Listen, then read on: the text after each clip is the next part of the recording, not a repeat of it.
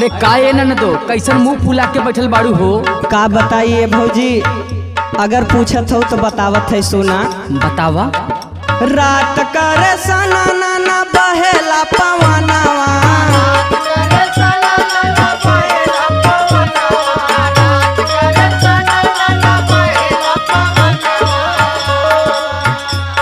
अरे बहेला पवनवा भौजी बहेला पवनवा,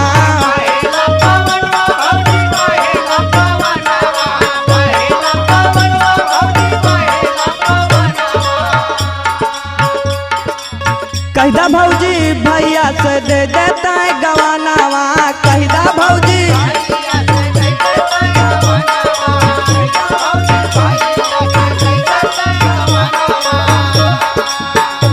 सुनत हो भौजी? सुनत है हो ननदो। अरे कहदा भौजी भैया से दे देता है गवानवा, भौजी दे देता है गवानावा, अरे नहीं चाहिए झपिया दौरी ना चाहिए गहनावा,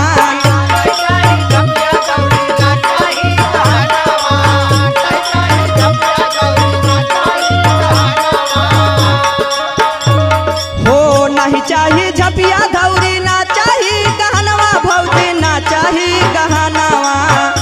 सुनत हो भौजी? सुनत है हो। ससुरे भेजौ तू भौजी कई के तू बहानावा,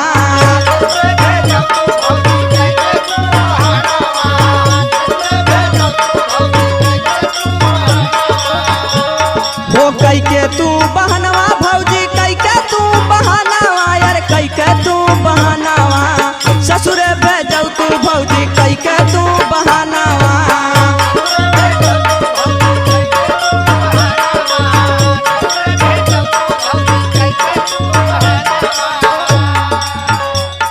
अरे ससुरे भेजौ तू भौजी कई के तू बहनवा, भौजी कई के तू बहानावा।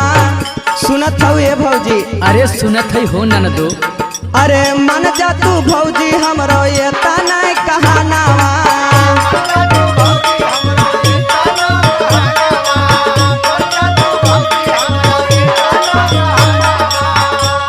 हो मन जा तू भौजी हमरो इतना ही कहनवा, भौजी इतना ही कहानावा। सुनत हो ने भौजी? सुनत है सुनत है। अरे मन के पूरैदा भौजी हमरो रमानावा, अच्छा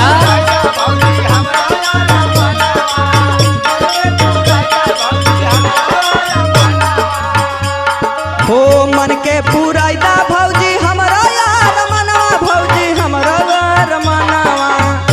कितने बस कैदा भौजी काम हमरो। चला ठीक बात सुनते लगा कोनो बहाना करब। हो मन के पूरैदा भौजी हमरो रमानावा, भौजी हमरो रमानावा। दिनो रात देखिला हम